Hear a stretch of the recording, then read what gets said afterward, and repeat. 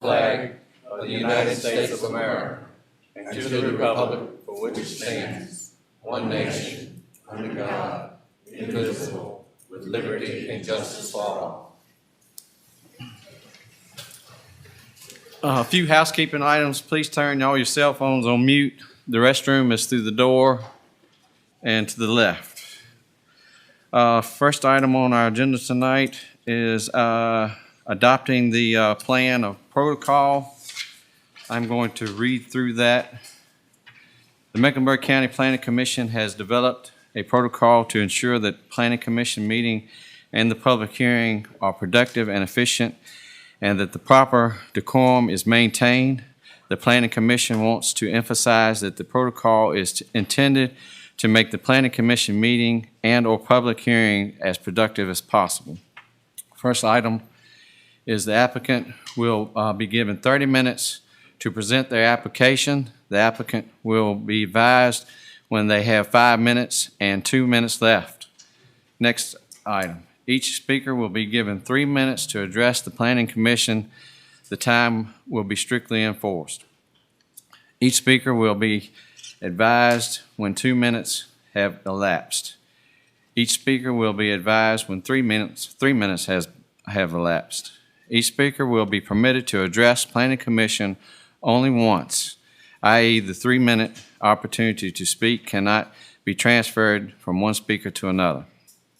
Speaker should face the Planning Commission and address their comments to the Planning Commission and not to others who are present at the meeting.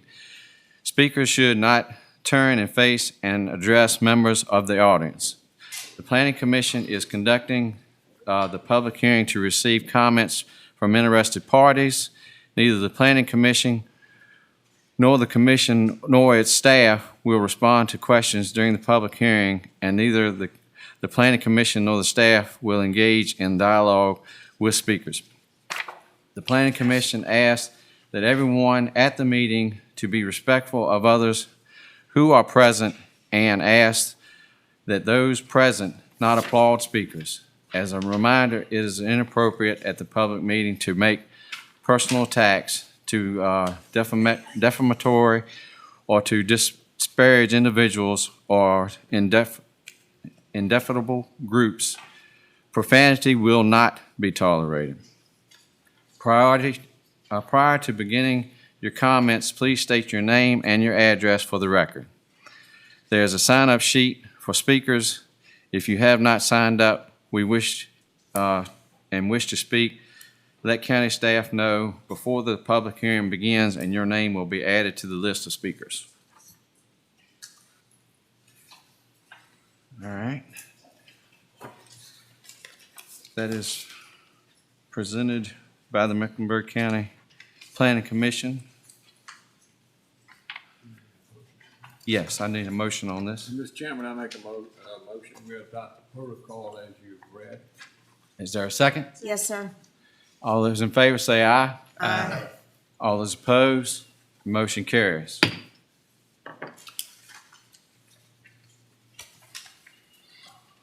We're now going to public hearing. Application by Mecklenburg County Planning Commission to amend Article 20, Solar Ordinance. I think you have all of that in front of you.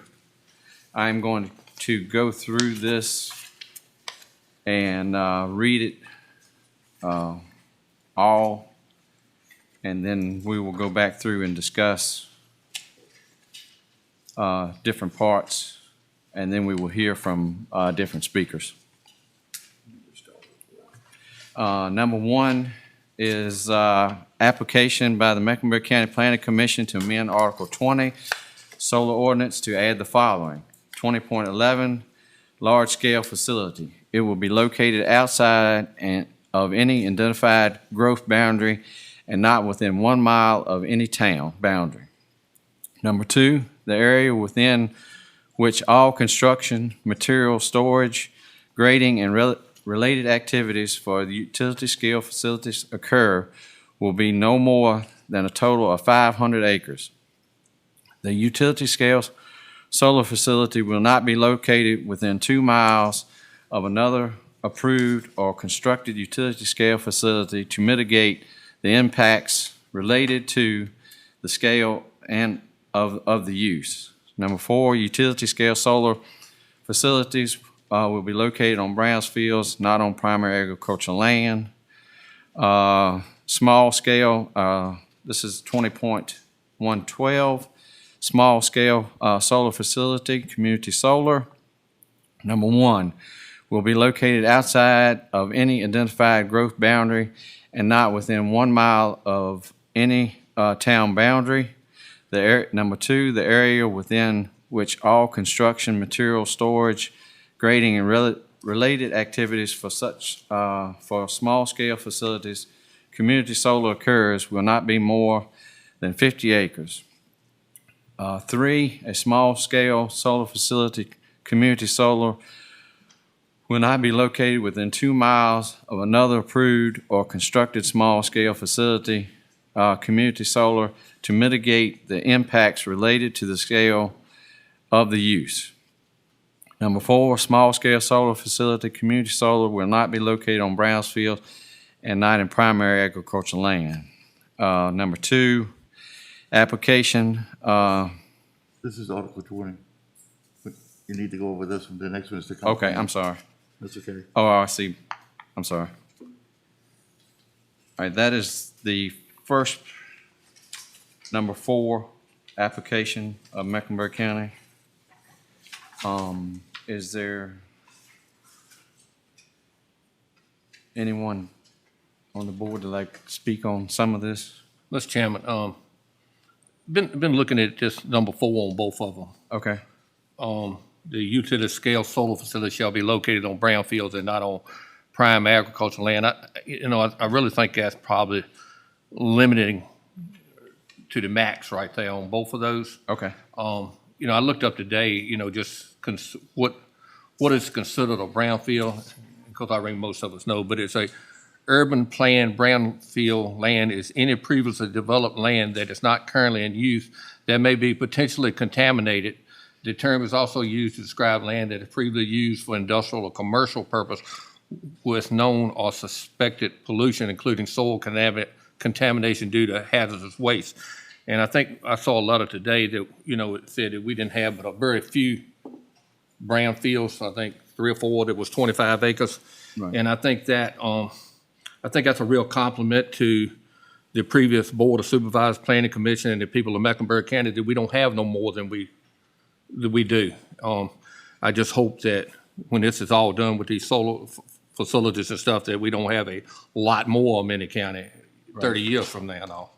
So my suggestion on that, on both of those number 4s there, is we maybe move that back to the comprehensive, just leave that in the comprehensive plan, but not put it in the zoning orders. okay. Mr. Brinkley, just so I can be clear, you're talking about moving all of 4 to the comprehensive plan or just the striking the part about the brownfields? Just the brownfield. Okay.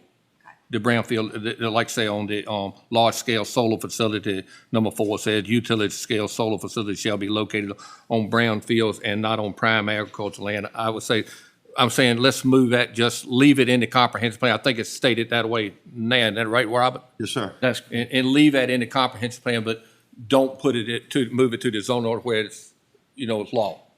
Okay, so we would, I'm sorry.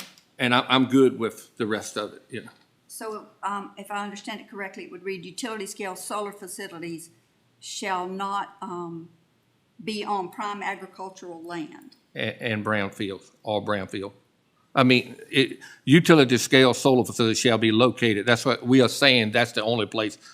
If we move this to this ordinance, we are only saying that it can only be on a brownfield and not on prime agricultural land. so you're saying move the whole, strike the whole, move everything to Just that sentence. Let's leave it like that in the, Okay. like I said, I think that's a suggestion in the comprehensive plan, Okay. I believe. Why couldn't you just eliminate brownfields and just say not on prime agricultural land? Well, I think that what I've kind of studied a little bit on the lately, that, that even prime agricultural land, that could be a a standing piece of timber or anything, because the map of the soil is what dictates that. And in my understanding, it's a big chunk of Mecklenburg County is prime agricultural land. Okay. So I'm just thinking number 4. Number 4, as it completely- reads altogether. Yeah, I think it completely eliminates solar farm almost, period. Okay, so you're saying just Strike that from strike the- number 4 altogether? Yeah, And and- leave that in the comprehensive That's plan? gonna be, if you're gonna strike it, you're gonna have to strike it on large and small. Yes, sir. Yes, sir. That's what I would see. That's just my suggestion. Okay. Mr. Brinkley, I concur with you. I believe that the use of that in any ordinance would be very restrictive. Right. Okay. Are we in agreement on that as a change then? Okay. That you're gonna strike. Yeah, Strike- it'd be just left in the just take it out. comprehensive plan. And 4 on each one would be eliminated, right? Yes. Be left in the comprehensive plan only. Point of order, Mr. Chairman. Yes. So if someone were to make a motion on these, then you would do it for 1, 2, and 3 on both, leaving number 4 off. Off, that's correct. What was that? Just to make sure everybody understands, that's what Mr. Brinkley is requesting, correct, sir? Yes, sir. Okay, all right. All right, is there any other discussion on this as presented so far? Okay. Is there anyone here to speak for this application? We did have several are you here to speak for this app? I'd like to read a statement for the application. Don't you have the list of people signed up? Yeah. Yes. But I'm just calling, You to call our names and we'll come call you. Robert Lenord? okay, all right.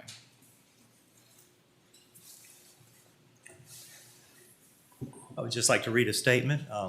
The address in question is 329 Stumps Dead End in Chase City, Virginia. And my name is Robert Leroy. And my family is the owner of the Bigger Family Farm, a 200-acre parcel of land, which is being included in the proposed Finneywood Solar Project.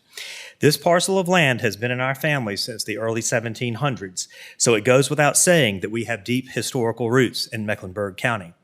During its entire history, this land has been actively farmed by my family. For hundreds of years, it was a tobacco and subsistence farm, more recently a timber farm, and now, with the help of Dominion Energy, we have the opportunity to turn it into a solar farm. Keeping this land in our family for another 300 years is very important to us. As such, the decision to work with Dominion did not come lightly. If our primary goal was to obtain pure economic gain, we would have simply sold the property to Dominion. However, our interest is far greater in hopes that this land can benefit us and our future generations, as well as bring much-needed revenue to the county. My mother and aunt, the current and previous owners of the property, were both school teachers. My great-aunt, who was born on the farm, and her mother were also both teachers. From an economic standpoint, the amount of taxes and revenue this solar farm will produce we hope will improve the funding for Mecklenburg County schools. This educational opportunity is very important to my family, given our history in public education. This solar project is also an excellent way for Mecklenburg County to be part of the clean energy future that the state of Virginia is aiming for, with minimal impacts to the environment, wildlife, or the community.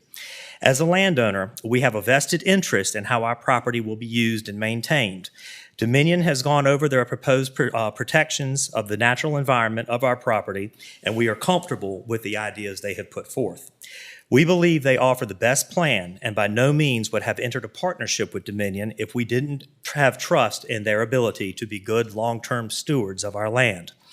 We feel that any proposed changes to the zoning ordinances that would prevent the Finneywood project from moving forward puts us and the other landowners in the proposal at an unfair disadvantage for achieving the highest and best use of our properties.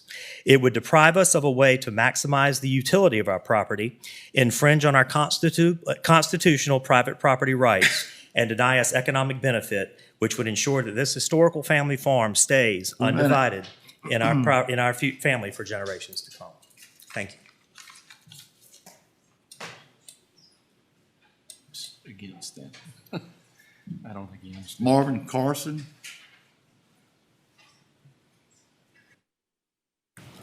Good evening. My name's Marvin McCarson.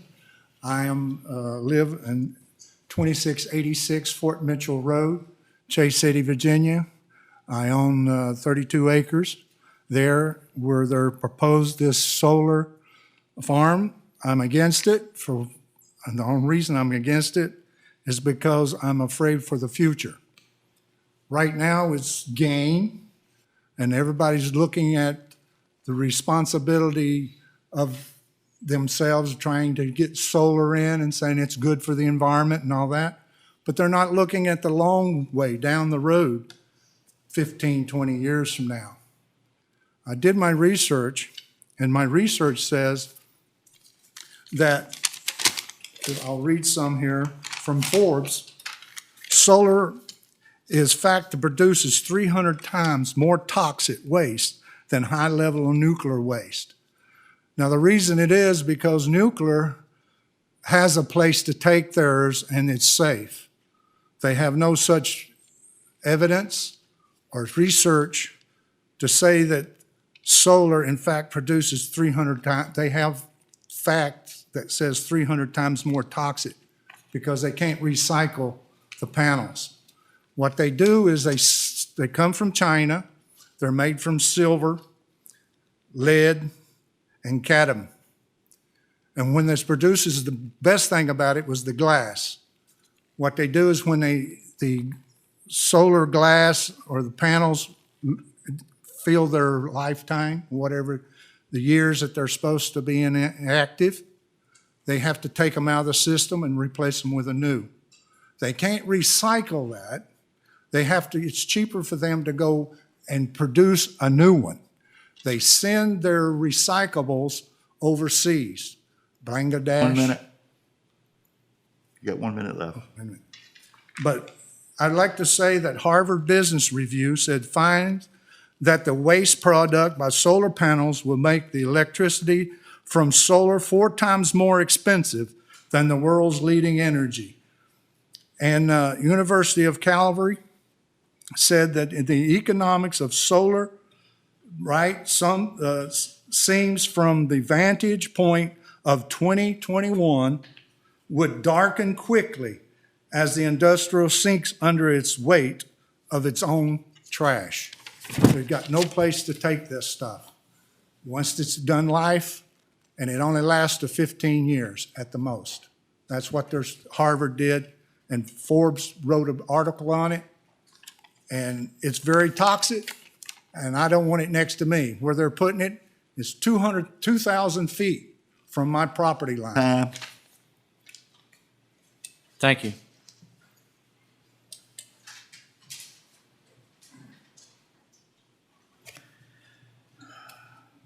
Joyce Finch.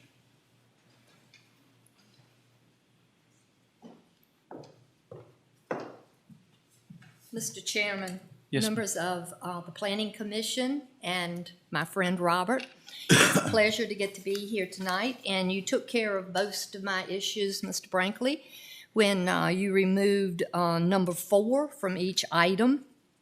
The other things that I would like for you to look at in this amendment to the ordinance is classification size. You have a large scale, and then you have a small scale that is another term for community solar, the way I'm reading it. And it seems to me that maybe there's room in this amendment to have 3 different sizes: a large scale, a medium scale, and then your small scale being your community solar. And so that you could have a little bit of variance in the sizes, because it's way different than between 150 acres and 500 acres. So that's something that I would like you to consider. And since you've moved out, you took away most of my speech when you moved out prime farmland and you took out the brown fields. But I will answer the question. There are 4 existing brown fields in Mecklenburg County. 3 are designated by DEQ, 1 by EPA. The two of the 3 that are DEQ are in the town limits of South Hills, so that wouldn't come into play in this at all. And if you want an example of a brownfield, many of you may remember New England Log Homes that was on the left-hand side of the road going into Lawrenceville.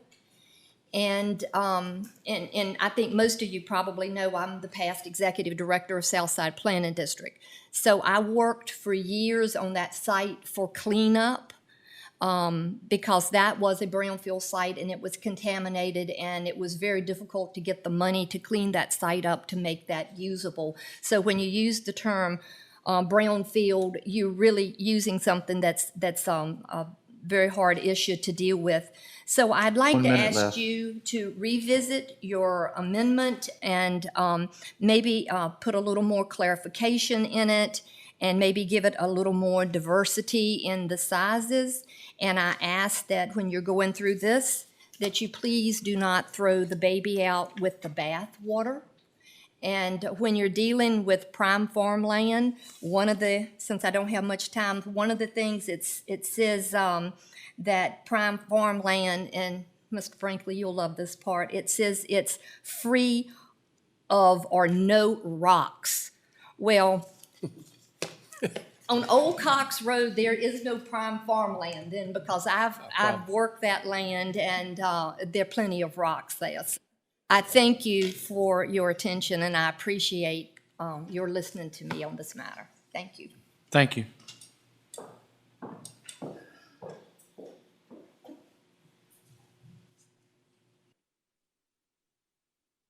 Jenny Inge.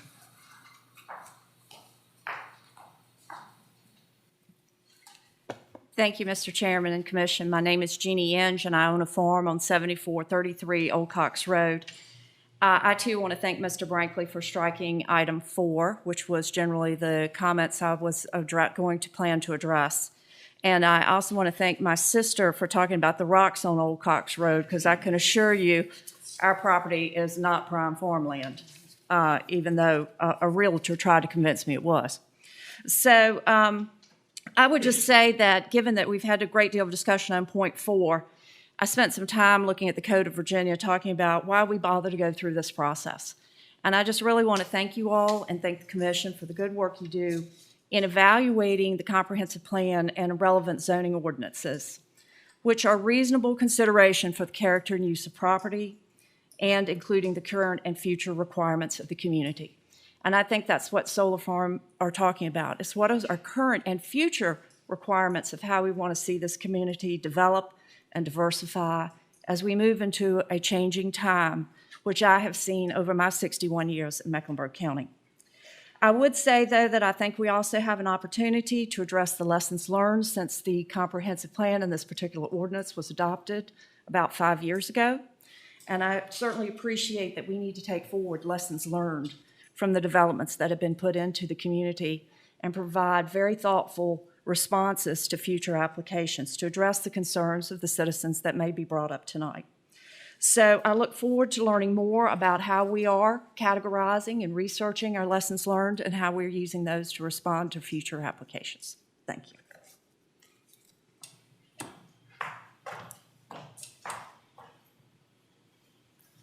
Thank you.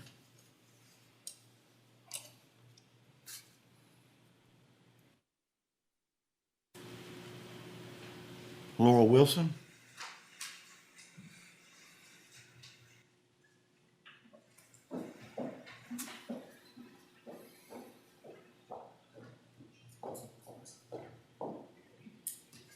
Good evening. My name is Laura Wilson, and I'm a business development manager with Dominion Energy, Virginia. Thank you for the opportunity to speak with you all tonight. I work in the solar industry, and I am familiar with, I have developed and know how the solar development process works.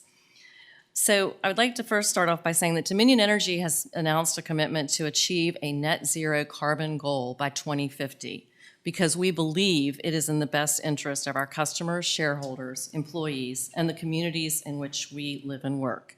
We are investing millions of dollars in building out renewable energy assets, primarily focused right now on solar.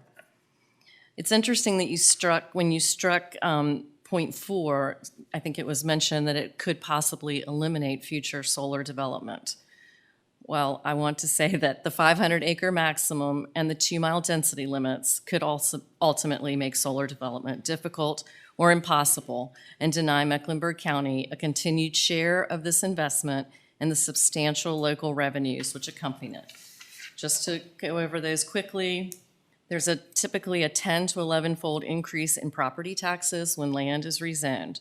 There's the revenue share, which you have adopted, of $1,400 per megawatt per year, which escalates 10% every 5 years. This is zero risk, guaranteed income to the county. There's also funding for critical community needs through solar siting agreements. There are jobs created during construction and increased revenue for the businesses during this time. And all this comes at very minimal cost to local services. The limits that you are proposing seem arbitrary and are unnecessary. Solar arrays cover only about 40% of the total project acreage. The rest includes wetlands, buffers, stormwater controls, and the like. Much of this land remains undisturbed. 1 minute. Today's interconnection costs are in the millions and hundreds of millions, and that necessitates that larger projects be built to be economically viable. 500 acres in this part of Virginia is a 45 megawatt project, which will not support those kind of costs. The 2-mile density restriction eliminates the potential for projects to use existing infrastructure and thus less land, causes unnecessary sprawl, and most importantly, infringes on landowner rights to participate in a project just because their land is within 2 miles of an existing project. And decommissioning agreements ensure that the land is returned to its pre-existing condition. Recycling of panels is possible and does happen. So just in closing, the time-tested special exception permit process will allow all citizens' voices to be heard for all projects. The projects must be approved by the Planning Commission and the Board of Supervisors, giving the leaders the chance to assess each project on its merits. We recommend you not add these restrictions to the ordinance. Thank you. Thank you.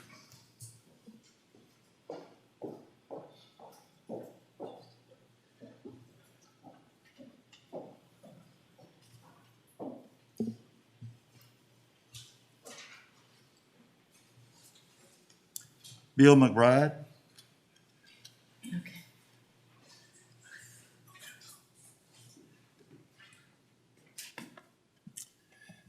Good evening, gentlemen and ladies. I'm Bill McBride. I live at 8581 Skipworth Road. I would like to comment on the proposed amendment to Article 20, solar ordinance for both large and small-scale facilities, specifically as it relates to item 2, 3. And David, thank you for eliminating 4. You took away a lot of effort I had to put this evening. But on item 2, large-scale facility, it would limit it to 500 acres. I'm curious what's your basis for choosing 500 acres? Why not 400, 600, or 1,000? Is it for aesthetic reasons? I guess some people probably have negative feelings about a particular size of solar panels. Other people may have negative feelings about the area occupied by nondescript buildings housing computers. Should they be limited? Why should they be limited to occupying no more than 400 acres? Perhaps it's a tax reason. I can surely understand that 500 or 1,000 acres of buildings occupying computers generate much more tax for the county than 500 or 1,000 acres of solar farms. But 500 or 1,000 acres of solar farms would probably generate more tax value to the county than 500 acres or 1,000 acres of soybeans. And community solar projects, due to their purpose, are 25 to 50 acre range, where industrial size perhaps need to be greater than 500 in order to be economically viable.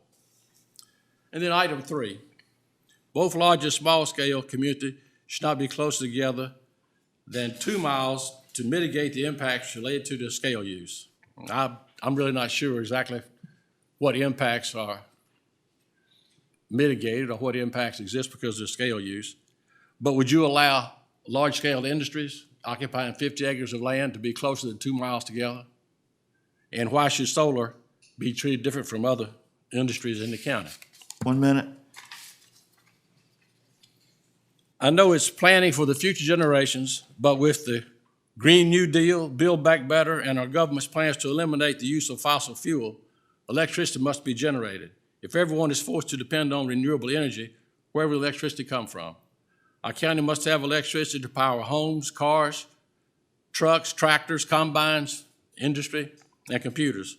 I think it's good for Mecklenburg County Planning Commission and Board of Supervisors to have a consistent plan and policy.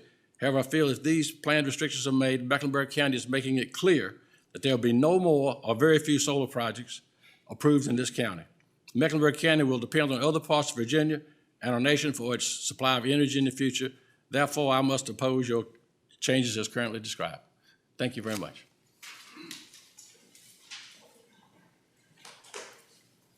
Thank you.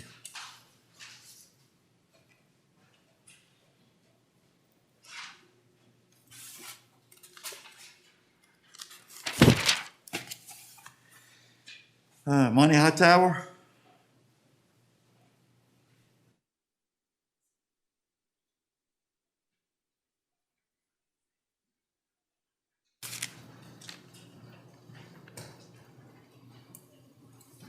Chairman, ladies and gentlemen of the Planning Commission. My name is Monty Hightower. I'm a lifelong resident of Mecklenburg County. I live at 247 Autumn Lane. Looking at this ordinance, I feel like you were taking away landowner rights. My family has been paying taxes on our farm ever since Mecklenburg County started charging taxes. I don't know how many generations it goes back. I know my great-great-grandmother lived on the same farm. I feel like this ordinance, the way it's wrote, you're limiting the landowner's rights to get a good return off their property, which some of it has been in their families for generations. Everybody talks about, too, what the solar farms do to the environment. Has anyone thought about what monocropping does to the environment? People planting soybeans year after year after year after year. That's cutting down on the insect diversification. Over the last 30 years, the United States has lost half of the bird population, which has been verified by the National Weather Service off their radar images.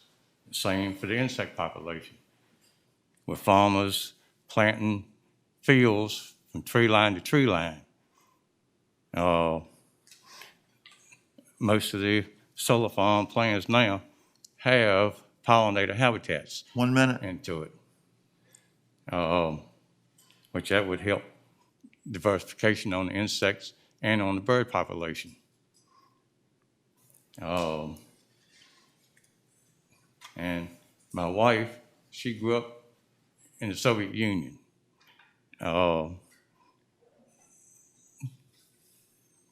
Restricting individual rights was a common practice of the communists. I don't want to see that starting here. And thank y'all. Thank you.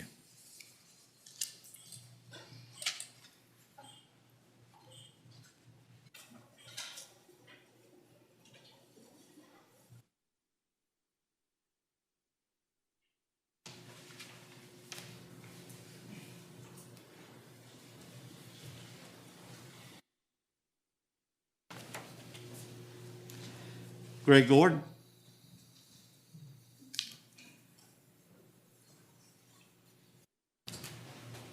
Evening. Greg Gordon, 380 Greenhouse Drive, Buffalo Junction, Virginia. I'd like to start off saying that I agree 100% with everything Mr. Hightower just iterated. I appreciate the time each of you spends to help strategically plan for the future of Mecklenburg County. I've looked through the comprehensive plan, and there are many places where updates are drastically needed. However, I feel like you are not objectively looking at land development concerning individual solar projects. If these new requirements are added to the solar ordinance, every landowner, and especially those that farm, will be stripped of this potential opportunity for diversification and/or the ability to subsidize their farm income. As far as the small-scale solar projects and community projects, I do think you should leave those out of the ordinance. I think that especially within a mile of each of the towns, for instance, within a mile outside of Clarksville, there's 7,400 acres. Chase City, about 8,700 acres within a mile outside of town. Within the 6 towns in Mecklenburg, there's a total of 47,530 acres that you are just taking right out of the picture without even considering them. And a lot of that land is not in growth areas, but it's land that can be diversified into nice community solar projects. It won't be seen, heard, smelled. Same thing goes for the 2-mile restriction. I think it needs to be recommendation as it is now, so that you look at each application individually. That's what you are challenged to do. That's your job. We don't need to put more mandates out there that don't allow the freedom of the landowners to actually have a chance at developing something like this. The other part was prime agricultural land. I brought the map of the prime land. Mr. Brinkley is exactly right. This is what we're calling prime land, based on soils. But actually, as far as I know, every acre of land is considered to be prime by someone, especially if they own it. It may be because of soil type, emotional connection, water resources, location, aesthetics, or even climate that gives it the elevated prime rating. So please do not approve these unjust additions, amendments, restrictions on small-scale community solar projects. Each project needs to be evaluated on its own merits. There are good projects that meet the expectations of a responsible agricultural, environmental, and community-friendly project, but you have to be willing to responsibly discuss them. Thank you.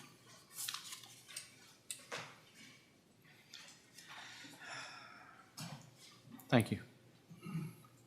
Blake Cox.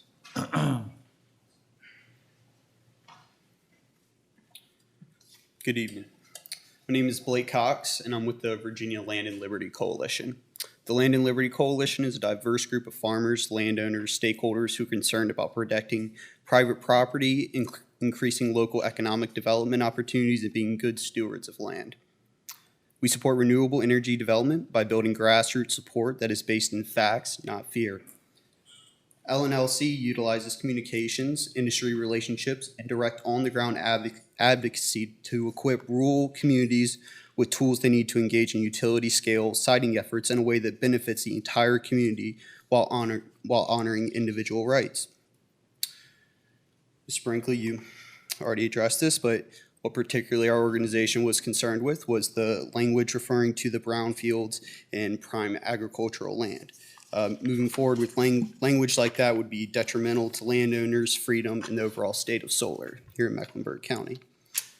As I mentioned, one of the main focuses of Virginia Land and Liberty Coalition is our grassroots efforts. I've had the pleasure of spending a fair amount of time in Mecklenburg recently, and we have a petition of folks in every area of Mecklenburg that are in favor of solar.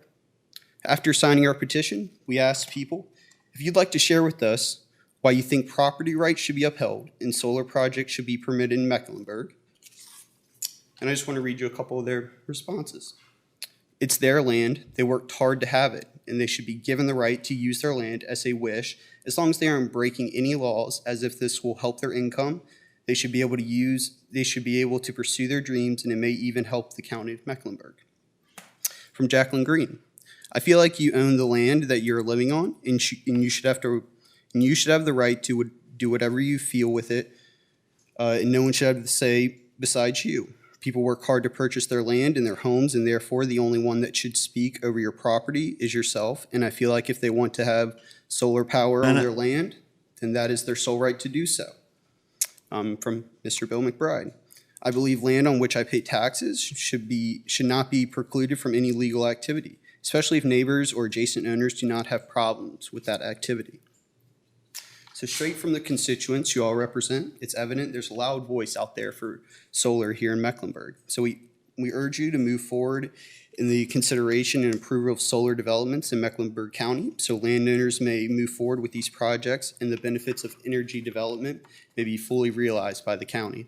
Of course, consider each project individually on its merits. The county has the potential to be a leader in Virginia for responsible solar development. Thank you. Thank you.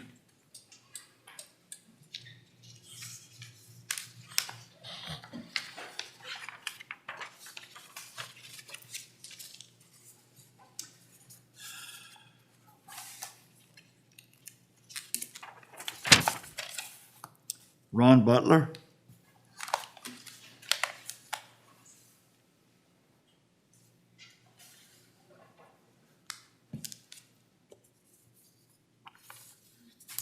Thank you.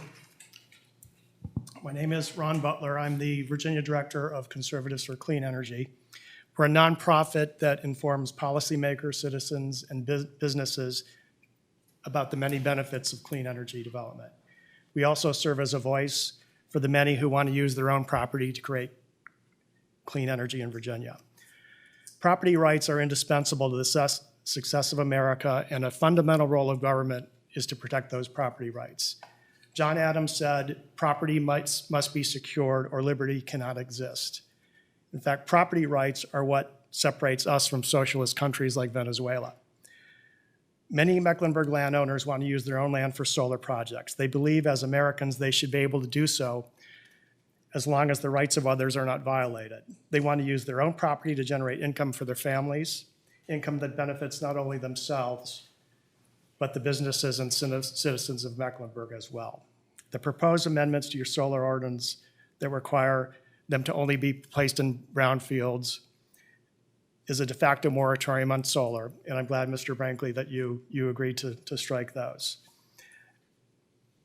I'm concerned that it's also in your comprehensive plan, and I think if you realize that it's a moratorium, that it probably should be taken out of the comprehensive plan too, because it denies landowners the right to generate their own property. I believe if you would have kept it in there and passed it, it would open you up to lawsuits that you probably would have lost on constitutional grounds. Similarly, the 2-mile radius between projects would ban solar if one neighbor had a project next to theirs. Another neighbor would not be able to do it. And I believe that and the acreage limit are arbitrary, like some of the speakers here have said. Another major concern that I have that hasn't been addressed here yet. 1 minute. Is the impact that it would have on major data centers like Microsoft to power our economy. Microsoft, as you know, it has made an investment in Mecklenburg, $1 billion investment. And I have a letter from 10 data center providers, including Mecklenburg, and users of data that says, quote, as data center providers and customers, we prefer electricity that is generated by clean renewable energy. An increasing number of businesses, both those in and outside the data center industry, have publicly committed to power their operations with renewable energy. Given the significance of our growing and energy-intensive industry in relation to total energy demand in Virginia, companies' data center energy interests should be taken into account in decisions regarding the future of the region's energy infrastructure, unquote. I have the letter from 10 of those companies here that I can share with you also. It was a letter they submitted to Dominion in 2019. Thank you. Thank you.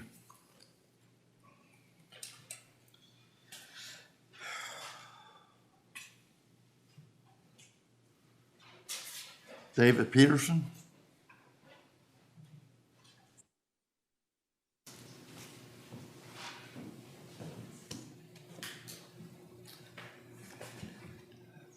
Good evening. My name is David Peterson. I am the Executive Director of the Solar Hands-On Instructional Network of Excellence, otherwise known as SHINE.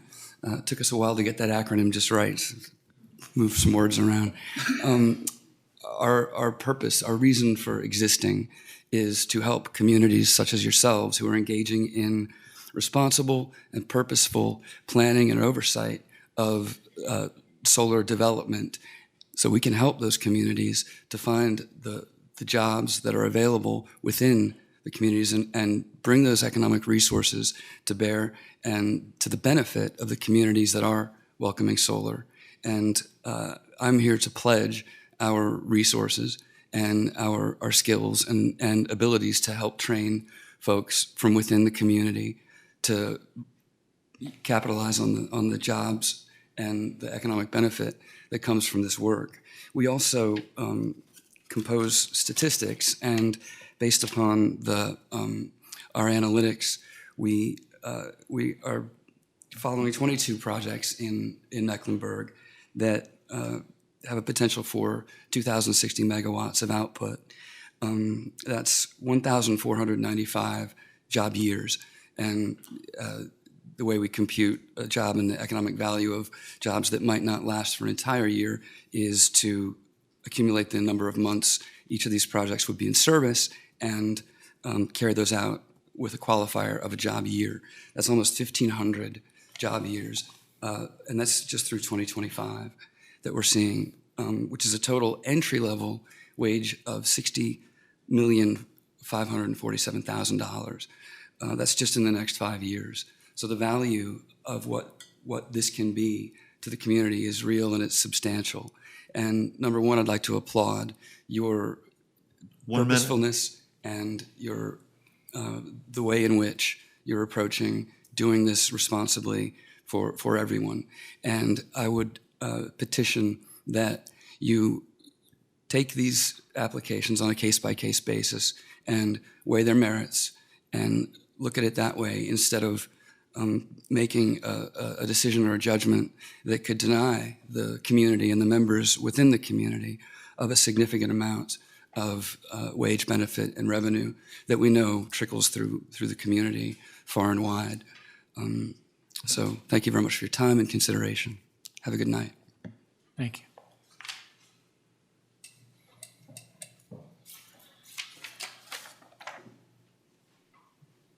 Is there anybody else to speak? I've got a name on here, but I can't read it.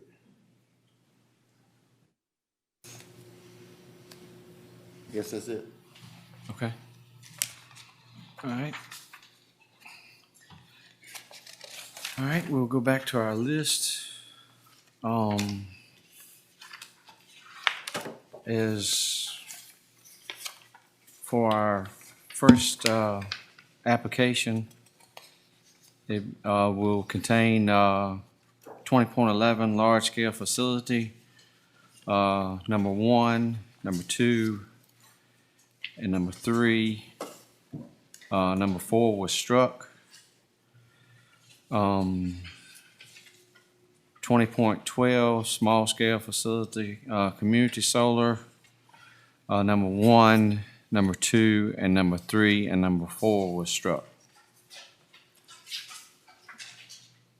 Is there any other discussion on this motion?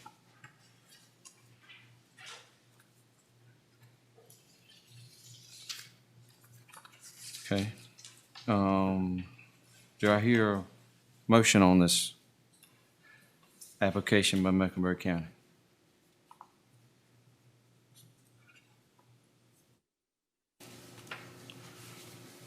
Mr. Chairman, I make a motion that we accept this ordinance as read right here. It's doing it and striking number 4, keeping number 1, 2, and 3 in. In both sections? Yes. Okay. Is there a second? A second. All right, motion's been made and seconded. Robert, I'll let you do a roll call Just 1 second. whenever you get caught.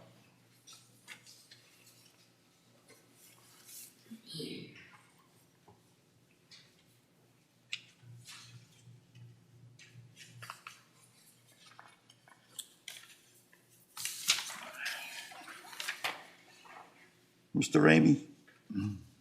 Yes. Mr. Hayes? Yes. Ms. Dennis? Yes. Mr. Regier? Yes. Mr. Lassiter? Yes. Mr. Watson? Yes. Mr. Crump, Yes. Mr. Brinkley, Yes.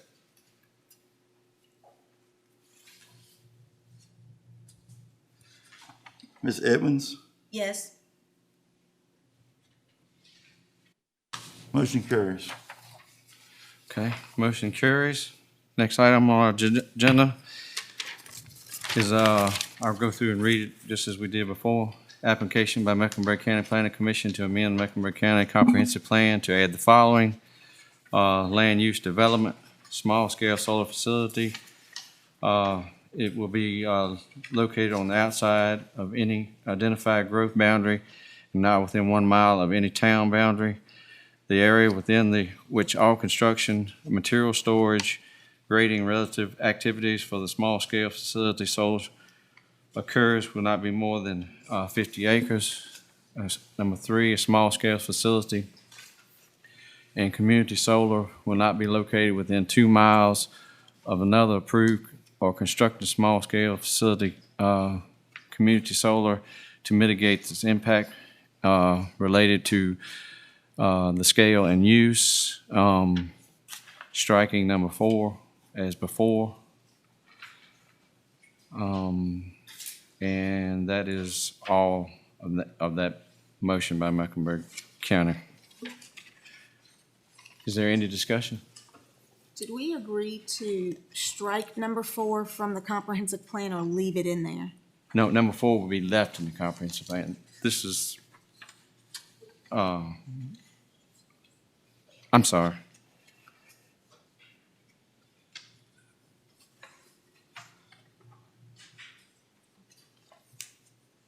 Yes, this would all be included, I'm sorry, in the comprehensive plan. I was incorrect.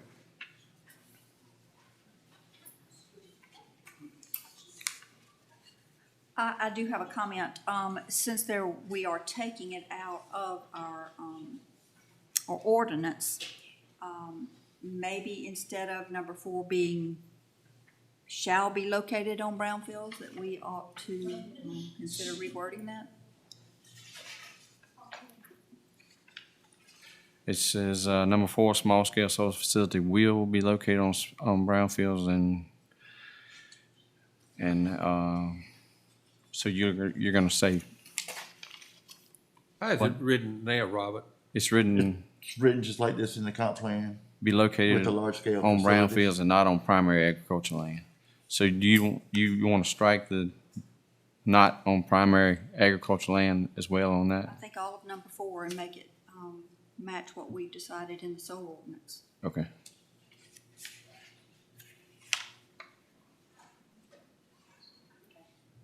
Any other discussion? All right, so general consensus is striking number 4 as discussed. Any other discussion? Is there anyone here to speak on this part of the application?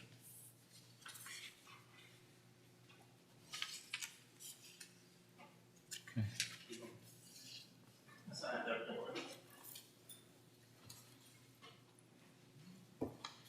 If you would like to speak, go ahead. Come forward and state your name. Comp plan, the comp plan. The comp plan, the comprehensive plan. Yeah. Small Is that your solar handwriting? facility. Number 5. Greg Gordon, again, 380 Greenhouse Drive, Buffalo Junction. The comp plan was put together for recommendations for the planning commission to make sure that you look at the correct things when you are looking at these things, when these projects come before you. If you're going to change it, of course, now you put it in zoning, or I guess you're going to, but it still needs to be shall be or should be in the comprehensive plan, because I think you can't predict everything that's coming about. It's just like what I was talking about earlier, for instance, within and around the towns of all in Mecklenburg, there's over almost 50,000 acres that you're saying that, there will not be anything We don't want anything there no matter what. Doesn't matter what it looks like, who you are, what you want to bring before you. So I think, you need to really leave it some direction in there, but leave it open so that if the right project comes along, you can make a decision, based on what's going on during that time and how things might proceed. So, yeah, I would love to see you leave it, as, especially with small scale solar, because these projects, a couple projects as we've looked at been in the 25 to 30 acre range, totally hidden. They wouldn't be, it's just a good project for the area. It actually, there's benefits to the community with reduced costs on electric. So I just hate to see you, throw it all out and not even have it there to actually make a decision on later. Because once you put it in there that, will be located and will be done, that's pretty much, it's hard enough to get you guys to look at it when we're talking shall and should be. So, but anyway, that's my 2 cents worth, so thank you. Thank you. Yes, Joyce French again. And having written many or most of the comprehensive plans, in particular Mecklenburg counties, since 1979, I would encourage you to consider the fact that when you do a comprehensive plan and you've got your areas you're looking at and you have your objectives and then you have your goals. And I believe that you would be best to take number 4 out if it's not going in the zoning ordinance. I would not have anything that's as binding as what is there, because that would leave the comprehensive plan to be a flexible working document, which is what it is meant to be. And if you say you cannot do this, it has to be here, and you do that in your comprehensive plan, you're going to have 2 different issues with the county fighting with each other, your ordinance, and then somebody is going to pull out that comprehensive plan. And Mr. Prior and I have a good neighbor that was always real good at pulling out things and underlining one sentence, and you know who I'm talking about. And I think that that's just going to bring you more headaches in the future if you don't have your comprehensive plan to not necessarily completely mirror your ordinance, but to be where that they are working together with each other. So I would just tell you to look out for that, for creating problems if you do say one thing in your comp plan and another thing in your ordinance. You will be visiting that sometime in the future. Thank you. Thank you.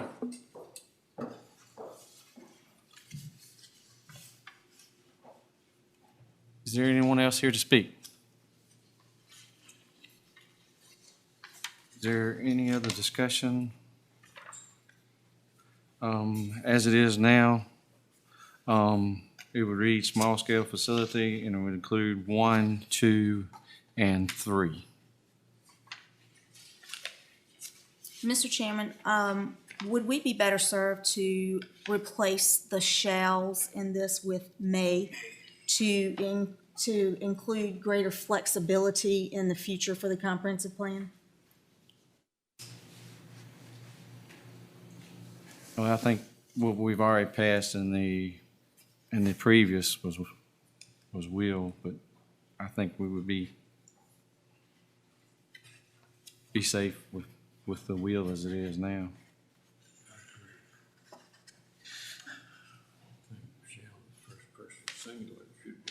Right. As it is now. So that way they both are conducive to one another from what we already passed. Mr. Chairman, I think what Ms. Evans was referring to was future flexibility.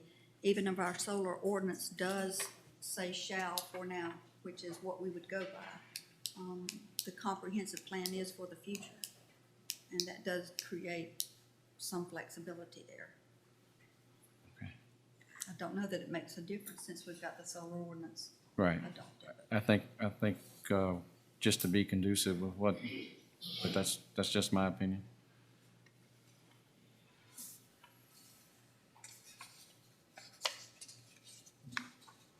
Any other discussion? Do I hear a motion on this application as presented?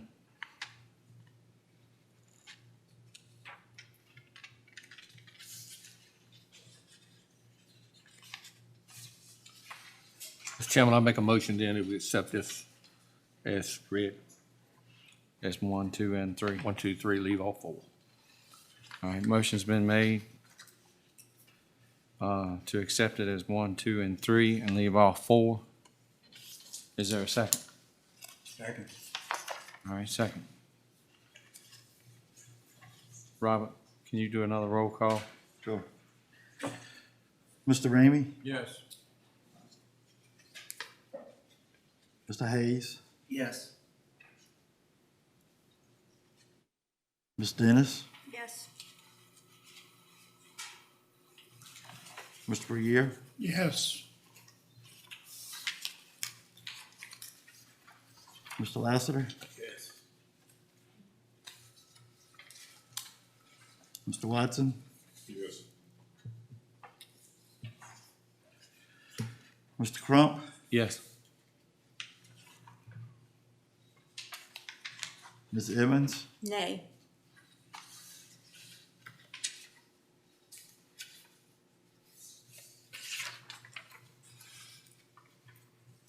Motion carries 7 yeses and 1 nay. Okay, motion carries. We're now going to close public hearing.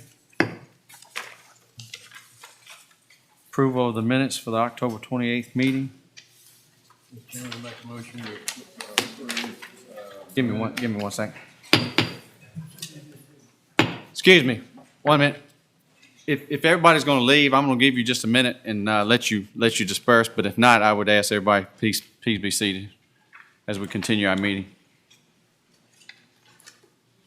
They can leave if they want to, can't they? Yeah, you can leave. I'm gonna give you a minute if you want to leave.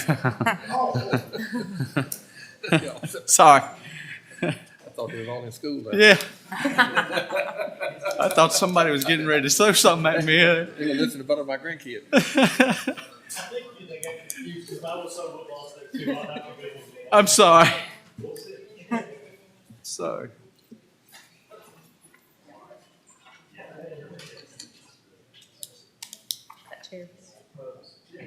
How much was my budget? Is it getting high?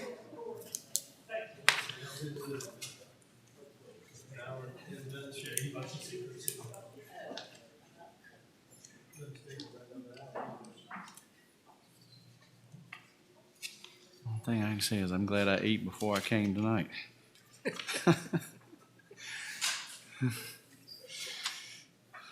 All right, let's continue on, please. Approval of the minutes for the October 28th, 2021 Planning Commission meeting. Mr. Ramey. Mr. Chairman, I make a motion we approve the minutes. Motion's been made to approve the minutes by Mr. Ramey. Is there a second? Mr. Chairman, I second. Second? All those in favor say aye. Aye. All those opposed?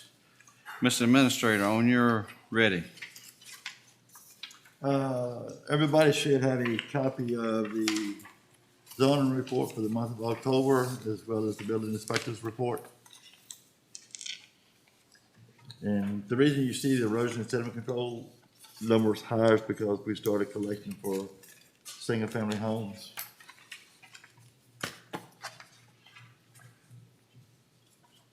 Okay. But I've Would you also, say that again? You started collecting for single-family homes for what? erosion and sediment control. Okay. Plus, I've had quite a few commercial plans come in. Is that 10,000 square feet and greater, or? Any land disturbing for single-family homes. Okay. They give me more problems than, everybody gives me problems, but I have to do inspections on those too. Okay. So that's all I have, except we do have a meeting for the end of the month. I have a question. Yes, sir. You said the vote was 7-1. It's 9, so did you vote, Michelle? I did. I Yeah. voted nay. I was the nay. Yeah, she was the nay. Wait a minute. All right, I said yes. Okay, you said yes, okay, so then. So it was 8-1. 8 to Okay, 1. he said 7-1, that's what Okay, got me confused, okay. so I'm sitting there going, I need to make sure while Yeah. all y'all are here. Okay. Because we had 9 on the first one, so I just want to make sure it's straight on that, sorry. I miscounted. Okay, no problem, he said that, it's kind of. Just a quick question. Are we still, as far as collecting taxes on these things, we're still on the no on that, right? We, will be getting the first one off, Grasshopper this year, it became operational. Yes. Grasshopper was operational by January 1. They're on a different tax year because that one's owned by Dominion. So they actually base theirs off of, State Corporation Commission does for all of the energy projects, et cetera, on a January 1 deadline. Okay. So they don't go July 1 like everybody else. They're on that because of State Corporation Commission. So we started getting that one this year. That was in this year's budget. We did not get Bluestone because it was not operational by January 1, correct, Robert? Correct. So that one will be in the next year's. Okay. Okay? And they will not become exempt on taxes, is that? No, they have to, on these three, they're not paying the $1,400, the three you've approved. They were under the old, so they are actually assessed by the State Corporation Commission, and then they only pay taxes on 20% of that value. Okay, that's what I thought. So that was done that way. New ones now, because of the revenue sharing we have, we do the $1,400 per megawatt with the escalator clause in there, because that changed in state law, David. You were asking about that before?